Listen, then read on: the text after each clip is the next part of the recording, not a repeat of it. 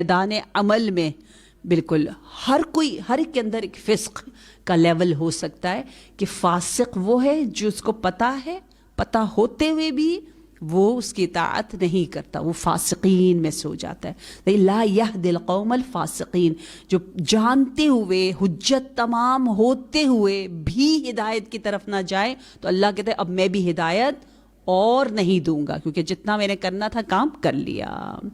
ٹھیک ہے، اچھا اب حضرت عیسیٰ کی باری آتی ہے۔ وَإِذْ قَالَ عِيسَى ابْنُ مَرْيَمَ يَا بَنِي إِسْرَائِيلَ إِنِّي رَسُولُ اللَّهِ إِلَيْكُمْ مُصَدِّقًا لِمَا بَيْنَ يَدَيَّ مِنَ التَّوْرَاةِ، اور جب عیسیٰ ابن مریم نے کہا اے بنی اسرائیل میں تمہاری طرف اللہ کا رسول ہوں اور اپنے سے پہلے کی کتاب جو کہ تورات ہے، توریت ہے، اس کی تصدیق کرنے والا ہوں۔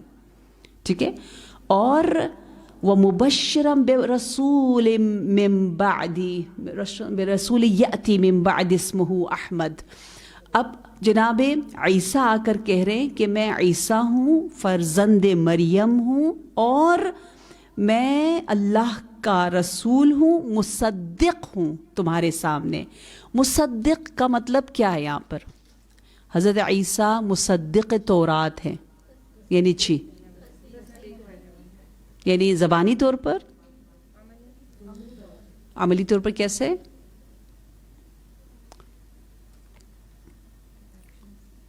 ایکشن کے ذریعے۔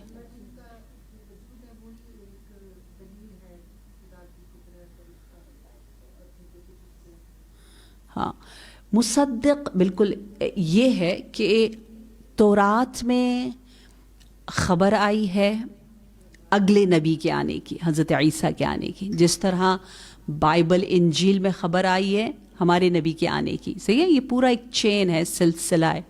تو جب حضرت عیسیٰ تشریف لے آئے اس دنیا میں اور کہہ رہے ہیں کہ دیکھو میں رسول اللہ ہوں اور وہی نشانیاں میرے اندر ہے جو تورات میں ہے، تو میرا وجود، میرا ہونا، میرا آنا، میرے بارے میں جو بتایا گیا یہ دیکھو میں مصدق ہوں، میرا وجود مصدق ہے۔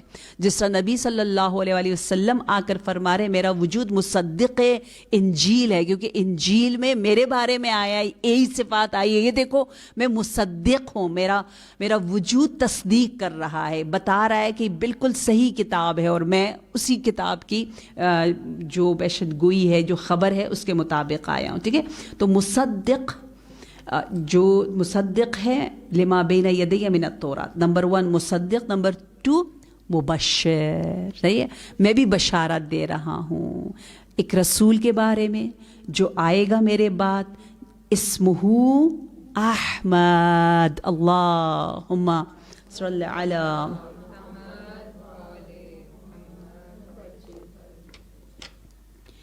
آپ کا نام جو بائبل میں تورات میں آیا وہ کیا ہے؟ احمد ہے۔ فلما جاءہم بالبینات، جب وہ ان کے پاس واضح دلائل لے کر آئیں تو کہنے لگے، کیا کہا؟ قالوا ھذا سحر مبین، یہ تو کھلم کھلا واضح جادو ہے، یعنی ان کا انکار شروع کر دیا۔ اس طرح سے قوم عیسیٰ نے بھی حضرت عیسیٰ کو اذیت دی اتمام حجت ہونے کے بعد۔ ہم بھی اپنے وجود سے اذیت نہ دیں، یہ ہمارے لیے منتظروں کے لیے ایک پیغام ہے۔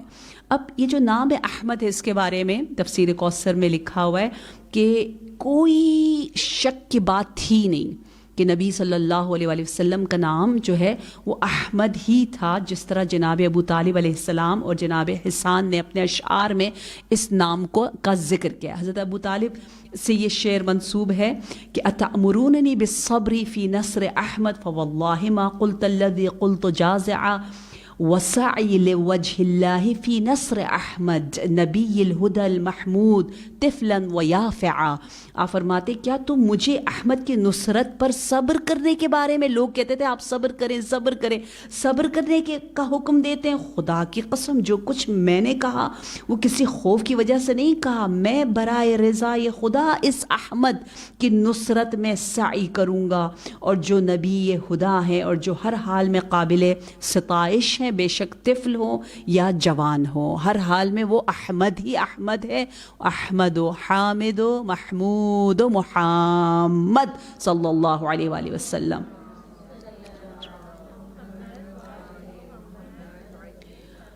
پھر حسان نے بھی کہا ہے. حسان کو آپ لوگ جانتے ہیں؟ حسان بن ثابت کون تھے؟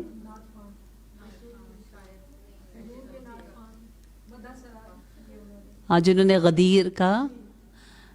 غدیر پر بھی باقاعدہ قصیدہ اور اشعار پڑھیں، لیکن افسوس کے ساتھ بات میں نہیں دی. ہاں، حسان. تو انہوں نے بھی کہا ہوا ہے صلی الہ ومن یحف بعرشہ والطیبون علی المبارک احمدی، کہ اللہ تعالیٰ نے عرش کے گرد موجود فرشتوں نے اور پاکیزہ لوگوں نے کیا کیا ہے؟ احمد کی ذات بابرکت پر درود بھیجا ہے. اللہم صلی علی محمد وآل محمد وجل فرج. اچھا، اب یہ سوال ہے کہ ابھی جو کتابیں ہیں اناجیل پتہ ہے نا، انجیل کی جمع کتنی انجیلیں آج کل ہیں؟ آج کل ویسی چار اناجیل ہے نا، 4 اناجیل. انجیل کی جمع اناجیل. اور میں دیکھ رہی تھی اور مجھے بڑا وہی ساتھ ساتھ عجیب سا بھی لگ رہا تھا کہ ایسے لوگوں نے اپنی زندگی ڈیووٹ کی ہوئی ہے بائبل کے لیے. بائبل جرنلنگ اگر آپ دیکھیں، بائبل کو سمجھنا، بائبل کو سمجھانے کے لیے، ہاں لگا دے بے شک آپ، تو اتنی ڈیووشن یعنی ہم کہہ رہے ہیں ہم نے اپنی زندگی وقف کی ہے بائبل کے لیے. یوتھ لگی ہوئی ہے. اگر آپ ذرا سا بائبل جرنل لکھو تو بمبارڈ جو کہ بائبل اصلی بائبل نہیں ہے، افسوس کے ساتھ، ٹھیک ہے نا. اس کے باوجود اس کے لیے جان دے رہے ہیں. اور اسی طرح جو یہودی ہندوؤں کی کتابیں، اس میں جو آج کل یوتھ کتنی آگے یہ لوگ کتنے ٹین ایجرز جو ہے وہ اس کو جرنلنگ کر رہے ہیں. وہ بھی میں انشاءاللہ آپ لوگوں کو کبھی کچھ نہ کچھ کلپس دکھاؤں گی تاکہ ہم میں غیرت آ جائے قرآن کے بارے میں. غیرت. میرے پاس کچھ ایسے جوان ہیں دنیا بھر میں، ریورٹس ہیں، وہ مجھے کہتے ہیں کہ ہماری جان قربان ہو قرآن کے لیے. ہم نے اپنے آپ کو گھسا دینا ہے، ختم کر دینا ہے، ہم ختم ہو جائیں، ہماری لائف چلی جائے، میں سب کچھ دے دوں گی قرآن کے لیے، اینی ٹائم اینی تھنگ. اور وہ کر بھی رہے ہوتے ہیں. وہ تو اتنی خوشی ہوتی ہے. گنے چنے مکتب اہل بیت میں چاہنے والے ایسے ہیں جو قرآن کے لیے قربان ہو جاتے ہیں. ہمارے اندر ہمیں اس جذبے کی ضرورت ہے. جی آپ دکھا رہے یہ بائبل ہے. نہیں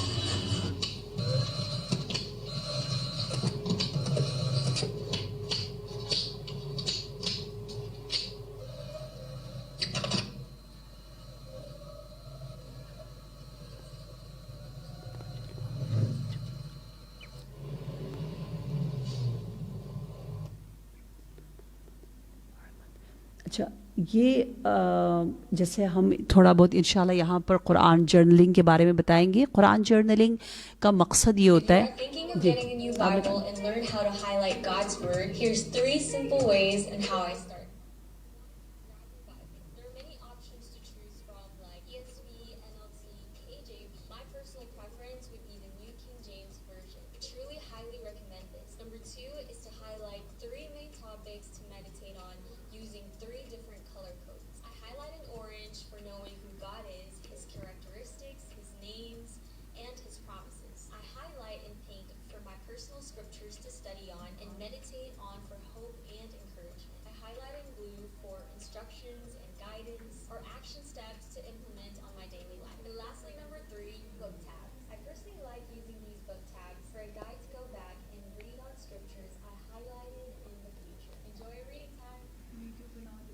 جی. یہاں بھی ہمارے ہاں بھی الحمدللہ قرآن جرنلنگ کافی عام ہوتی جا رہی ہے. اور سب سے پہلے اس کے لیے آپ کا اپنا ایک ذاتی قرآن ہونا بہت زیادہ ضروری ہے. یعنی کہ گھر میں 5-6 قرآن پڑھے ہوئے کوئی ایک اٹھا لیا نہیں، آپ اپنا ایک کریں. اور اس میں جو ٹیپنگ ہوتی ہے یہ آپ کو مٹیریل ثانی جان دے دیں گی انشاءاللہ. آپ لوگ اس کو پرنٹ آؤٹ کر کے ہی آپ دے دیں گے، ٹھیک ہے. اور یہ جو سوروں کے نام ہیں اور جو پکچر کے ساتھ یاد کرنے کی جو ٹیکنیک ہے اس کے ساتھ اگر ہو، جیسے سورہ صف ہے، سورہ نمبر 61، فوراً یہاں پر پکچر کے ذریعے کلیئر ہے، آپ یوں کرتے فوراً نکال دیتے ہو، آپ کو یاد رہتا ہے. تو آپ کے بھی اپنے انشاءاللہ قرآن. اور اس میں پھر آپ دیکھیں کلرز کے ساتھ میم فوزیہ کرتی ہیں، بہت اچھا بتاتی بھی ہیں. میں ایک دن ان سے ریکویسٹ کر سکتی ہوں آ کے آپ کو تھوڑا سا بتائیں. ہر ایک کا اپنا ہی اپنا ہوتا ہے. جیسے جتنے بھی دعا ہیں, دعا کو آپ مثلاً بلو کلر میں کر لیں. جتنے امام عصر سے ریلیٹڈ آیات ہیں ان کو آپ گرین کلر میں کر لیں. آپ کے خود اپنے جتنے عذاب کی آیات ہیں ان کو آپ نے تھوڑا سا جو ہے وہ کوئی اور کلر کر دیا. محبت کی آیات کو بے شک ریڈ کر لیا, تو ان اللہ یحب والوں کو, تو آپ اپنے ایک کلر تھیم لے کر جائیں. آپ کا اپنا دیکھیں, اصل میں مقصد یہ ہے کہ کوئی بھی ہمیں بہانہ مل جائے اور ہم اللہ سے قریب ہو جائیں, اللہ کی محبت کوٹ کوٹ کے ہمارے وجود میں آ جائے. مقصد یہ ہے, اس کے لیے ہمیں بس بہانے چاہیے. بہانہ یہ ہے کہ ہم سب خواتین ہیں, ہمیں کلرز یا ہمیں ڈیزائن, ہمیں ہر چیز بہت بہت فیسینیٹ کرتی ہے نا. تو دنیا کی ہر چیز میں ہم رنگوں کو پسند کرتے ہیں, لیکن جب دین کی باری آتی ہے تو ہم بلیک اینڈ وائٹ کیوں ہو جاتے ہیں؟ ہم کہتے ہیں او کلرز تو بچوں کے لیے. نہیں, یہ ہمارے لیے بھی, ہمیں پسند ہے. ہمیں ہر چیز کلرفل اچھی لگتی ہے, اور تھوڑا سا اس کو ہم آپ ٹینجیبل بناؤ, پکچرائز کرو. تو آپ ان تمام چیزوں کو استعمال کریں گی, ٹھیک ہے. آپ اپنے تمام آرٹ, آپ کے پاس جو اللہ نے جو آپ کو دیا ہوا ہے, کسی بھی طریقے سے رنگوں کے ذریعے یا کچھ ڈرا کر کے, کچھ ہائی لائٹ کر کے, کچھ اسٹکی نوٹس ڈال کے, کسی بھی طریقے سے جب آپ کریں گی, اس سے کیا ہوگا, خود بخود وہ آیت آپ کو سمجھ میں زیادہ آئے گی, یاد کرنے میں آسانی ہوگی, ریپیٹ ہوگا. کیونکہ باقاعدہ حدیث میں ہے, مولا نے فرمایا ہے من کتب قرّ ومن لم یکتب فرّ, جو لکھتے ہو وہ برقرار رہتا ہے, جو نہیں لکھتے صرف سن کے چلے جاتے ہو وہ فرار ہو جاتا ہے. اور پھر کہا ہوا ہے کہ الدرسو, اگر درس حرف و تکرار الف, درس اگر ایک کلمے کا ہی کیوں نہ ہو, اس کو 1000 ٹائم 1000 ٹائمز ریپیٹ کرو. ریپیٹ کس طرح ہوگا؟ جب آپ اس کو لکھ بھی رہے ہو, ڈیزائن بھی کر رہے ہو, ڈرا بھی کر رہے ہو, کسی کو بتا بھی رہے ہو, جو بھی کسی بھی طریقے سے اس سے زیادہ سے زیادہ انگیج ہونے کے لیے, ٹھیک ہے. تو کوئی بھی آپ اپنی کوئی ٹیکنیک بنائیں, لیکن بنائیں خدا کے لیے, اس کو ہم عام کریں. اللہ کرے کہ جب ہم قرآن جرنلنگ کریں, وہ بھی قرآن جو اہل بیت علیہم السلام کی طرف سے آیا ہوا ہے, تو وہ بمبارڈ ہو جائے ہر طرف سے. سوشل میڈیا میں آپ کو نظر, واو یہ شیعہ اور اہل بیت کے چاہنے والے کتنا قرآن پڑھتے ہیں. آپ سب کے سب کا کچھ نہ کچھ حصہ ہونا چاہیے. صحیح, سوشل میڈیا میں ہم فضول میں اپنی تصویریں, اپنی ذات ہمیں کتنی اہم ہے. میں پیاری لگ رہی ہوں, یہ لو پوری دنیا دیکھ لو, کیا کرنا ہے دکھا گے. میں یہ کھا رہی ہوں, دیکھو میں نے یہ کھایا. اس میں کیا رہے گا؟ ہم مر جائیں گے, پیچھے کیا دیکھیں گے؟ میں میری ذات. لیکن اب آپ کیا ہوگا, آپ کی ذات نہیں ہوگی, آپ یعنی قرآن, آپ ایسی چیزیں, آپ یعنی حدیث, آپ یعنی اہل البیت, آپ ان چیزوں کو پروموٹ کر رہی ہوں گی. آپ کو جو ایک پلیٹ فارم ملا ہے اس کو آپ اس طرح سے انشاءاللہ یوز کر رہی ہوں گی. تو یہ بہت ہی زیادہ اہم ہے کہ ہم انشاءاللہ اپنے عمل کے ذریعے اہل بیت علیہم السلام کو اذیت نہ دیں, ناراض نہ کریں, ٹھیک ہے. اللہم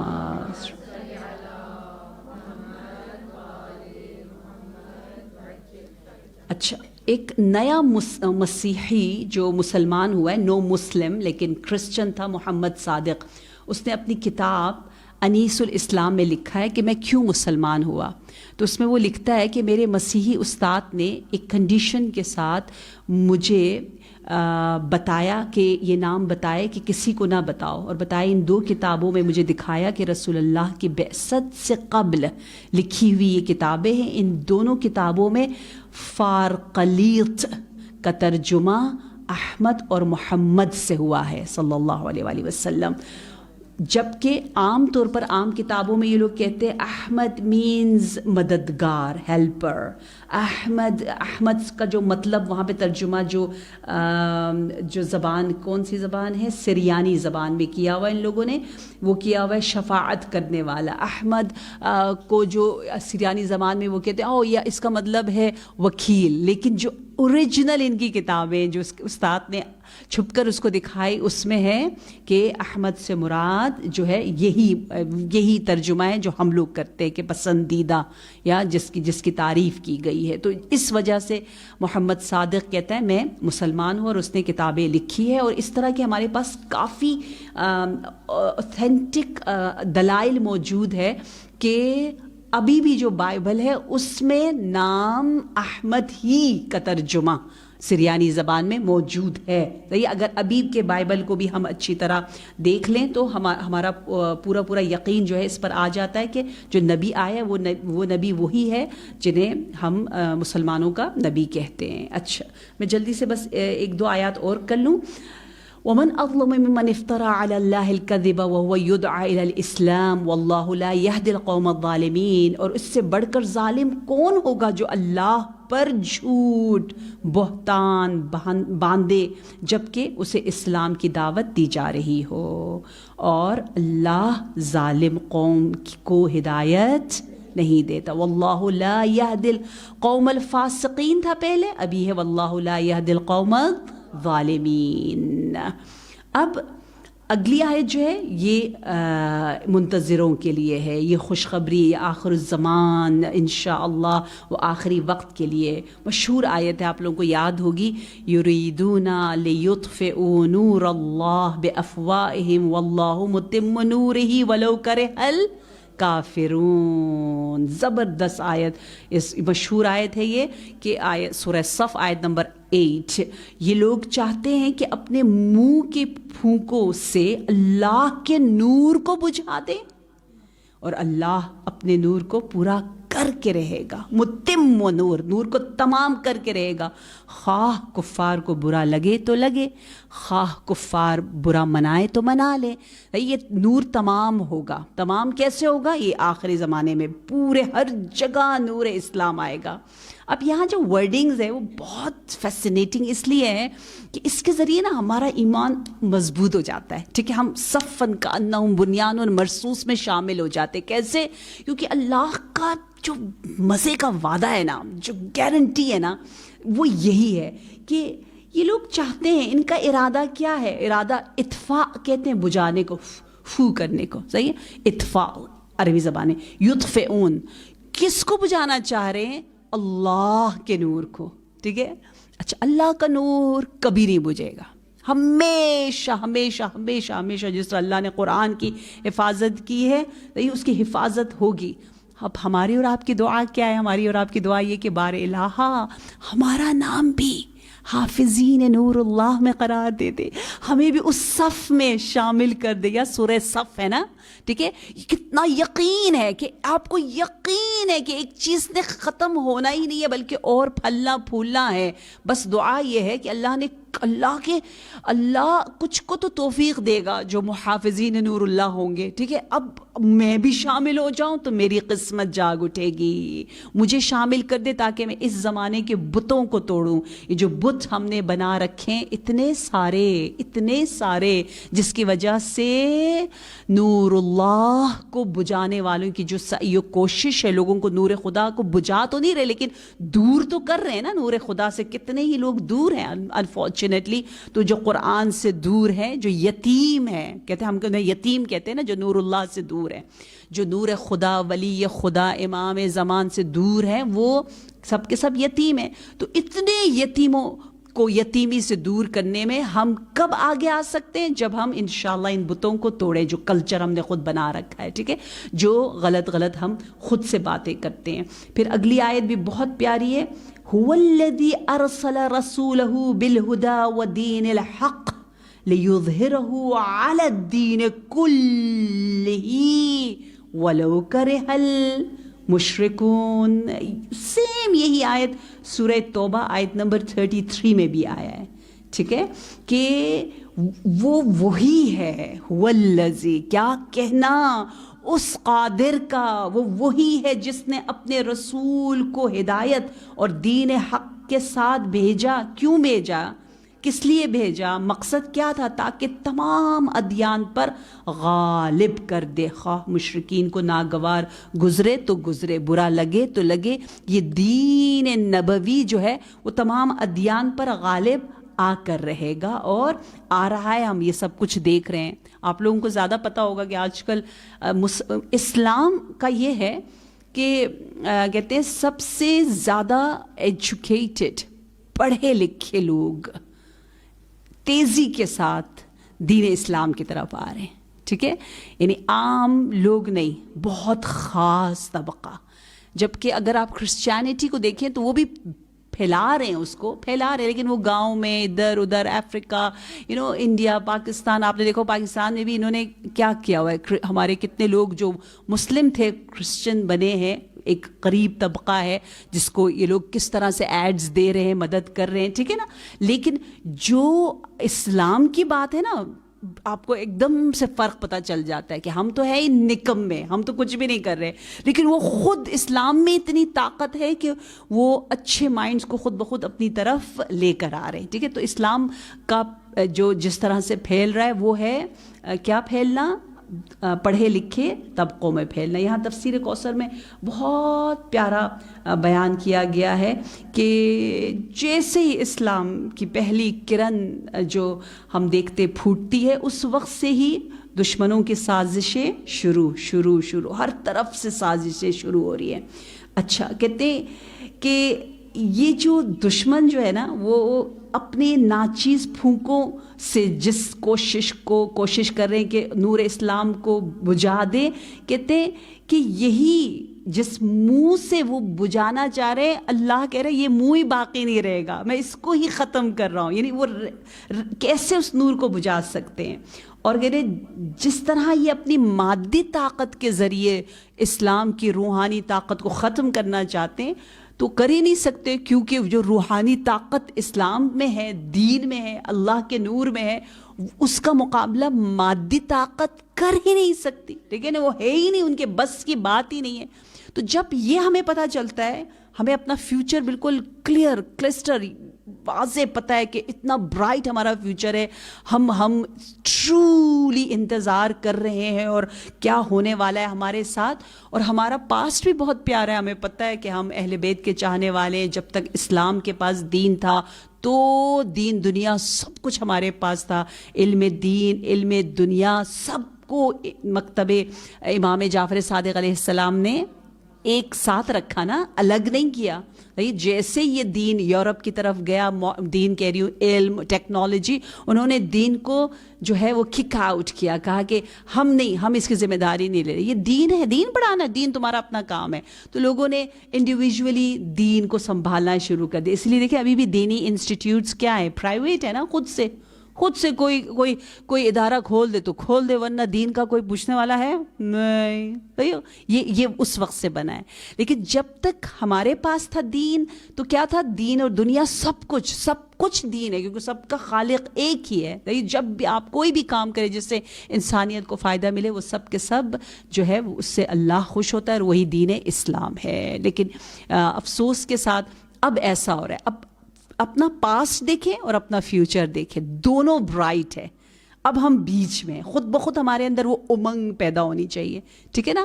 اب باقاعدہ ایک کتاب ہے اسلامک کلچر ان یورپ، یا فارسی میں نے پڑھی ہے فرہنگ اسلام در اروپا، لکھی ہوئی فرینچ میں تھی. تو اس میں باقاعدہ ایک ڈاکٹر ہے فرینچ فیمیل، اس نے اتنا اچھا لکھا ہوا ہے کہ کتنا ابھی بعض لوگ کہتے ہیں نا کہ گھڑی تو تم لوگ یہ مغربی جو سائنٹسٹ ہیں ان لوگوں نے جو بھی چیزیں بنائی ہے، گھڑی ان کی دیکھ رہے ہو، پتہ نہیں گاڑی ان کی ڈرائیو کر رہے ہو، لائٹ ان کی جلا رہے ہو، اور آخر میں دعا کرتے ہو کہ بارہ الہ کفار کو نیست و نابود کر دو. یہ کیسے تم لوگ ہو، یہ کیسے مسلمان ہیں؟ اس طرح کی باتیں بہت زیادہ فارسی زبان میں ہوتی ہیں. تو اس کا جواب یہی ہے کہ یہ تو چھوٹی چھوٹی چیزیں جو ایکچوئل سارا سائنس ساری وزڈم، سارا علم، سب کچھ آیا ہے، وہ پورا کے پورا ویسٹ جو ہے وہ مرہون منت ہے یہ، اور احسان میں دبے ہوئے ہیں. اسلام اور دین حق کی طرف سے ان کو جو کچھ ملا ہے اس پر کافی کام ہوا ہے، لیکن اور کام کرنے کی ضرورت ہے. انشاءاللہ ہماری یوتھ کرے کہ وہ بتائیں کہ کیا کچھ یورپ میں ابھی جو اور یورپ ترقی کر رہا ہے اس کی اساس، اس کا سٹارٹ، اس کی بنیادیں بہت تفصیل کے ساتھ ہمیں نہیں پتہ، جبکہ ہے یہ ساری ریسرچ آج کل سوشل میڈیا پہ بہت ایزی طریقے سے بھی عربک پرشین میں بہت زیادہ آ رہا ہوتا ہے. اہل بیت والے بہت اس پہ کام کرتے ہیں کہ یہ سب کچھ جو ان کے پاس ہے وہ ہماری طرف سے ہی آیا ہوا ہے، اور ان کے اچھے تھنکر اسکالرز مانتے ہیں کہ وی آر انڈر دا احسان آف مسلمین، مسلمین کی وجہ سے ہمارے اندر یہ سب کچھ آیا ہوا ہے. انشاءاللہ پروردگار عالم ہمیں وہ دن دکھائے جس دن ہر جگہ نور الہی تمام اور کامل ہو جائے گا. پتہ ہے دعائے عہد میں ہم کہتے ہیں نا کہ اگر ہم مر جائیں تو ہمیں زندہ کر کے دوبارہ سے دنیا میں بھیج دیں، جبکہ حدیثوں میں یوں ہے کہ جب شہید ہوگا تو اس سے کہا جائے گا دوبارہ جانا ہے دنیا میں، تو شہید بھی کہے گا، بعض شہداء کہیں گے کہ اگر قبض روح اسی طرح ہوگی جس طرح پہلے ہوئی تھی تو ہم نے نہیں جانا، کیونکہ اتنا سخت ہے شہید کے لیے بھی. ٹھیک ہے، شہید کے لیے بھی سختیاں ہیں، جیسے سعد بن معاذ کا واقعہ آپ نے سنا، شہید جنگ ہیں، نبی بھی ہیں، فرشتے بھی آئے، لیکن جو سختیاں ہیں وہ سختیاں ہیں، جو مشکلات ہیں وہ مشکلات ہیں. تو وہاں مومن ہے نا، مومن تو جنت میں ہے، حور و قصور ہے عالم برزخ میں اس کے لیے، روضۃ من ریاض الجنہ ہے. تو وہ کیا کرنے آئے دوبارہ دنیا میں اپنے وہ گیلیکسیز چھوڑ کر؟ یہ عالم برزخ میں اس کی کیا کنگڈم ہوگی، حکومت چھوڑ کر، اتنے نخرے، اتنی پاور، اتنی طاقت، اتنی خوشی، کیونکہ وہ اتنا نیک ہوگا تبھی تو آ سکے گا.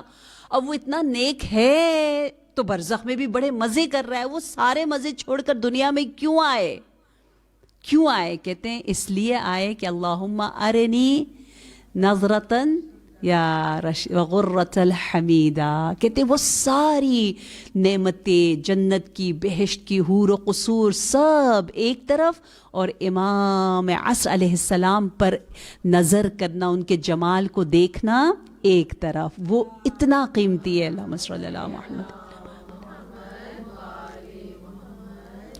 اس لیے ان سب کو چھوڑ کر منتظر جو ہے وہ آنا چاہے گا اس دنیا میں، دیکھنا چاہے گا اپنے آقا کو، مولا کو، اور اس عدل و انصاف اور امن کے ماحول کو. انشاءاللہ پروردگار عالم ہمیں ان میں شامل کریں جو صفوف بنیان مرصوص میں سے. آمین ثم آمین. جی یقیناً ہوگی، لیکن دنیا میں وہ بھی اپنے زمانے کے امام، اور ان کو دنیا میں رہ کر ان کی خدمت کرنا وہ وہاں نہیں ہے نا، وہ نعمت وہاں نہیں ہے. ہٹ کے ڈپینڈز آن اعمال. وہاں پہ ہر چیز اعمال پہ ڈپینڈ کرتی ہے. آج کل ماہ مبارک رمضان میں پرشین میں ایک آتا ہے نا، زندگی پھنس زندگی، ابھی پھر شروع ہو گیا، یعنی کل سے ہی لائیو آ رہا ہوتا ہے شب کے 4 بجے. جنہیں فارسی آتی ہے وہ دیکھیں، بہت اچھا ہے. اس میں ان لوگوں کے بارے میں بتایا جاتا ہے نا جو یہاں سے کچھ عرصے کے لیے پری برزخ اینڈ ویر ایور کہیں گئے ہوتے ہیں، ہاں، اور واپس آئے ہوتے ہیں. تو بڑا خوبصورت ہے، کیونکہ ریئل سٹوری ہے، اور اس پر پورے کئی سال ریسرچ ہوتی ہے، پوری ٹیم کام کرتی ہے، علماء اس میں شامل ہے، تو بہت اوتھینٹک ہے. ادروائز تو انسان ایسی سٹوریز پر یقین نہیں کرتا. ہاں، زندگی پھنس زندگی بہت پیارا. تو آج بھی میں تھوڑا سا دیکھ رہی تھی تو بہت یعنی عجیب و غریب دنیا کا پتہ چلتا ہے. مجھے سب بتاتے ہیں کہ کیا ہوتا ہے. تو ہر ایک کے اعمال اور کردار کے مطابق ہے وہاں کی دنیا.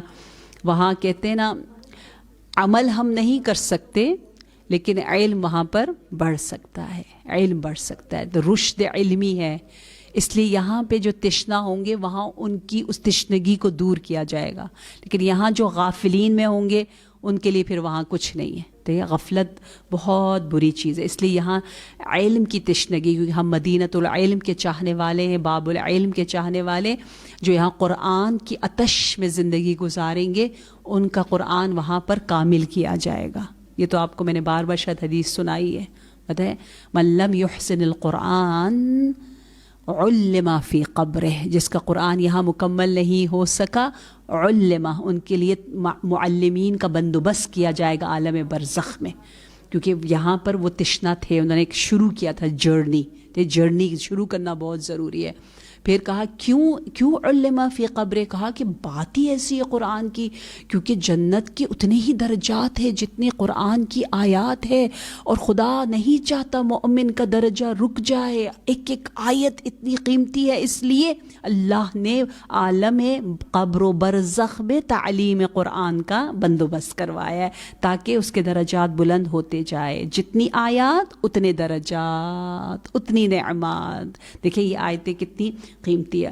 اچھا، اب ہمارا جو سیکنڈ پورشن ہے جس میں ہم کوشش کرتے ہیں کہ کوئی ایک ایسی آیت لیں جس سے ہم اپنے خواتین ہونے کے لحاظ سے اپنے کچھ حقوق کو سمجھ سکیں۔ بہت سی آیات ہیں، انشاءاللہ ابھی 13 ڈیز اور بھی ہیں، تو آج ہم آیت سورہ نساء کی آیت نمبر 1 لے لیتے ہیں، ٹھیک ہے؟ بسم اللہ الرحمن الرحیم۔ یا ایھا الناس اتقوا ربکم الذی خلقکم من نفس واحدہ۔ اچھا، یہاں پر خطاب تمام انسانوں سے ہے جن کا تعلق ایک ہی رب سے، تمام انسانوں کا ارتقاء، تکامل، ان کی تربیت، سب کے سب رب کر رہا ہے۔ دیکھیں یا ایھا الناس، دیکھیں مرد و زن کی بات نہیں ہے، اتقوا رب ہم سب کی تربیت کر رہے، اس کا خیال کرو، اس کا تقوی اختیار کرو جس نے تم سب کو ایک نفس واحد سے بنایا۔ ہماری خلقت یا ہم جس طرح سے اللہ نے ہمیں خلق کیا ہے، نعوذ باللہ ایسا نہیں ہے کہ خدا نے ایک کو کمزور، ایک کو اتنا اونچا، ایک کو تھوڑا کم درجہ دیا اور یہ بیچاری چاہ رہی ہو کہ اوپر جائے، اپنے آپ کو مرد کے برابر بنائے۔ نعوذ باللہ، اللہ کوئی ایسا کرے گا؟ اور اس کے بعد اتنی سمجھ بھی ہے، سمجھ بھی بہت زیادہ ہے، اور جانا بھی چاہ رہی اوپر، معاشرہ اس کو جانے نہیں دے رہا۔ ایسا نہیں ہے، وہ ہے ہی اوپر، وہ ہے ہی اوپر، اس کا بالکل برابر کا درجہ ہے۔ دیکھیں بہت پیاری آیت ہے۔ پھر کہا وَخَلَقَ مِنْهَا زَوْجَهَا، یعنی یہاں پہ کیا کہہ رہے؟ اور اسی نفس واحد سے اس کا جوڑا بنایا ہے، یعنی عورت کی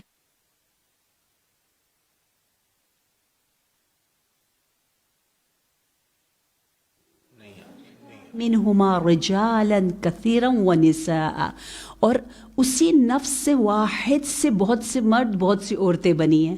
دیکھیں دونوں کا ذکر آیا، ٹھیک ہے؟ واتقوا اللہ، دیکھیں 2 دفعہ تقوی، ایک آیت ہے 2 دفعہ کا ہے تقوی، کیونکہ مرد و زن کا ٹاپک ایسا ٹاپک ہے جس میں لوگ تقوی بھول جاتے ہیں، عورتوں پہ ظلم کرنا شروع کر دیتے، اس لیے اللہ نے 2 ٹائمز کہا ہے یا ایھا الناس اتقوا ربکم، پھر دوبارہ واتقوا اللہ، اللہ سے بھی تقوی کرو اور رب سے بھی تقوی کرو، الوہیت میں تقوی، ربوبیت میں تقوی۔ تقوی کرو اس اللہ، تقوی اختیار کرو اس اللہ سے جس کا نام لے کر تم سوال کرتے ہو، والارحام، اور ارحام کے بارے میں بھی، قریبی رشتہ داروں کے بارے میں بھی پرہیز کرو۔ ان اللہ کان علیکم رقیبا، مجھے یہ اینڈ بڑے پسند آتے، بے شک تم پر اللہ نگران ہے، اللہ دیکھ رہا ہے، رقیب ہے، یعنی بہت غور سے دیکھ رہا ہے کہ تم حقوق کی پاسداری کرتے ہو کہ نہیں کرتے ہو۔ جو میں نے رتبہ عورت کو دیا ہے، رشتہ داروں کو دیا ہے، وہی رتبہ تم دیتے ہو یا نہیں دیتے، ٹھیک ہے؟ تو مجھے نہیں لگتا کوئی بھی مسلمان ایسا ہوگا وہ سوچتا ہوگا کہ شاید عورت اللہ کی نظر میں کہیں پر کوئی تھوڑی سی، کہیں پر کوئی کمی اس میں رہ جاتی ہو، بالکل بھی نہیں رہی ہے، ناممکن ہے۔ یا شاید عورت کو پتہ نہیں مرد کے لیے بنایا ہے، یہ بھی نہیں ہے اسلام میں، یہ بھی نہیں ہے کہ ہم کہ حالانکہ میں نے بہت زیادہ دیکھا ہے، ایون کرسچینٹی میں، سب میں، جوڈازم میں، سب میں یہ ہے کہ عورت مرد کے لیے بنی ہے، عورت مرد کے لیے بنی، ان سب میں یہی ہے، ٹھیک ہے؟ اس لیے بائبل میں عورت کو ڈائریکٹ مخاطب قرار نہیں دیا، جبکہ قرآن میں عورت کو ڈائریکٹ مخاطب قرار دیا۔ اس پہ وہ جو تھی نا، ایک مجھے نام یاد نہیں رہا، میں اکثر بتاتی رہتی ہوں، اس نے بڑا، جو ایک جو لیڈی ہے، جوئش لیڈی، ہاں لیزلی ہیزلٹن نے کہا ہوا ہے کہ آئی واز شاک، وہ حیران ہوئی کہ اچھا مجھے تو نہیں پتا تھا کہ قرآن اتنا فیمنسٹ ہے، وہ خود حیران ہوگی کہ قرآن تو بہت درجہ دے رہا ہے اب، کیونکہ ہم اتنی روشنی میں رہے ہیں کہ ہمیں پتہ ہی نہیں ہے کہ باقی کتنے ڈارک ہیں نا، ہم نے کبھی دیکھا ہی نہیں، مقایسہ ہی نہیں کیا. جو کمپیریزن اسٹڈی کرتے ہیں ان کو پتہ چلتا ہے وہ قرآن سو ماڈرن اینڈ بہت ایڈوانس ہے جب خواتین کی باری آتی ہے. تو یہ بات بالکل ہی واضح سی بات ہے کہ عورتوں کا زبردست پیارا پیارا حق، اور کسی بھی اعتبار سے. اچھا دیکھیے، یہ تفسیر کوثر سے لیا ہوا ہے، اس میں بتایا ہوا ہے کہ جدید جاہلیت نے اپنے ناپاک جو ان کے ارادے تھے اس کی وجہ سے عورت سے اس کی نسوانیت کو سلب کر دیا ہے، نسوانیت ہم سے لے لی ہے، اور زمانے جاہلیت میں جو ہے وہ عورت سے انسانیت کو چھین لیا گیا تھا. جدید جاہلیت میں نسوانیت، اس زمانے میں انسانیت. ٹھیک ہے، ابھی نسوانیت نہیں رہی نا، ماں کو ماں نہیں رہنے دیتے، بالکل بھی نہیں. آپ دیکھیں وہاں پر کہتے ہیں عورت سے کہتے ہیں تم ہنٹ کرو، جاؤ لڑکوں کو اٹریکٹ کرو اپنی طرف. یا ہم لوگ جو اتنے مزے سے ایسے کہہ رہے تھے جی او یہ ہیئر سٹائل بہت سیکسی سا ہے، یہ کیا مطلب ہے؟ یہ جب شروع میں آیا کتنا عجیب سا لگتا ہے کہ you is a woman, woman خود یہ لفظ بھی اتنا نیگیٹو ہے کہ مین کے بعد وہ وومن بنتی ہے. اس کو بھی اگر آپ سرچ کریں تو بالکل پازیٹیو نہیں ہے. تو تم بنی ہی مرد کے لیے ہو، ایسی بنو کہ مرد زیادہ سے زیادہ تمہاری طرف آئے، اور جو جتنا مردوں کو اٹریکٹ کرے وہ اتنی زیادہ واو پوری دنیا ان کی پرستش کر رہی ہے. ہم جسم پرست، جسم ظاہر کو دیکھ رہے ہیں، اور وہ بلائیں اور وہ آلودگیاں ہمارے وطن میں بھی آ گئی ہیں کہ ہم بھی کہتے ہیں ہمیں ایسی بہو چاہیے جو ٹال ہو، سلم ہو، یہ ہو، ایسی لگے ویسی لگے. لوگ مذاق میں کہہ رہے ہوتے ہیں نا کہ کام والی کی طرح ہو، اور دیکھنے میں جو ہے وہ کاموں میں کام والی کی طرح ہو، دیکھنے میں جو فلاں پتہ نہیں ہیروئن کی طرح، جو بھی ہم بھی کہہ رہے ہوتے ہیں افسوس کے ساتھ. وہ کیوں جسم پرست ہم کیوں بن گئے؟ وہاں سے آیا ہے. ٹھیک ہے، بہت زیادہ حصہ. تو یہ بتاتا ہے کہ واقعاً ایسا یہ واحد حل، ابھی اب واحد حل ذہنی، فکری، روحانی اور ایموشنلی، احساساتی تمام چیزوں کو ایک ساتھ الائن کریں آپ. ٹھیک ہے نا، کہ ایموشنلی، مینٹلی اور اسپرچولی، فزیکلی اگر آپ ایک لائن میں رہ کر سکون سے آگے بڑھنا چاہتے ہیں تو وہ واحد اس کا علاج دین اسلام ہے، اور کوئی علاج نہیں ہے. اس کو ہمیں سمجھنا ہوگا. خود آپ کو یقین ہو کہ شفا یہیں سے مل رہی ہے، قرآن سے مل رہی ہے، اہل بیت سے مل رہی ہے، اور کہیں سے نہیں، تو آٹومیٹکلی آپ فخر کے ساتھ اس دین پر عمل کرو گے اور لوگوں کو بھی لے کر آؤ گے. ٹھیک ہے، یہ بہت زیادہ ضروری. جی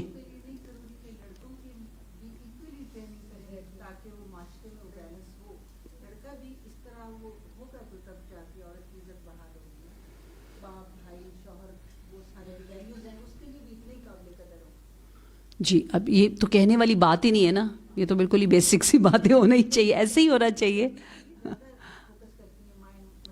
بیٹیوں پہ اچھا اچھا اچھا. لیکن ہمارے ہاں الٹا ہے.